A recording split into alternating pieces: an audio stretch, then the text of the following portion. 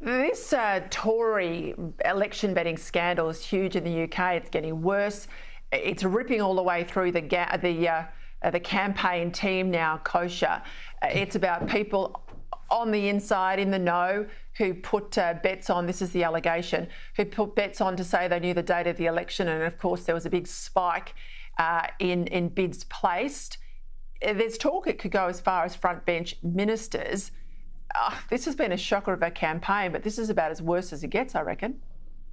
Yeah, talk about an unforced error. They've already been spiraling downwards, the Tories, as we know, coming off the high that they've had in 80 years in 2019 and squandered that. And this is the last thing that they needed to do. And they basically handed a cudgel to both Labour as well as people like the Reform Party and Nigel Farage. All have been mocking them or making fun of them or even, raising more serious allegations about what this means.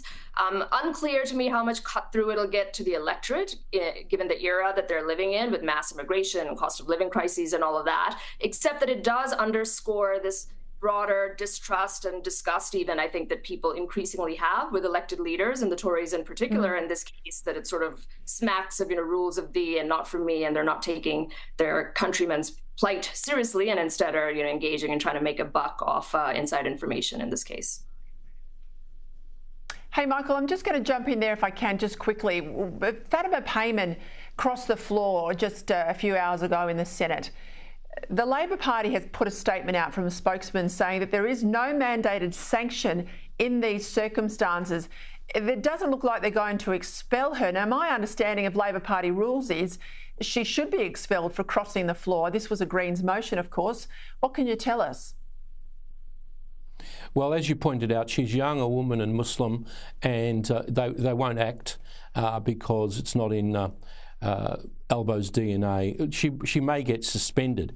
But I want to go to the ethics of this. How can a young Afghan woman whose family has fled from the Taliban in Afghanistan effectively support the same kind of regime in Gaza, a regime that murdered, raped, kidnapped and tortured hundreds of Israelis? I mean, Fatima Payman, let's look at the issues. It's unethical.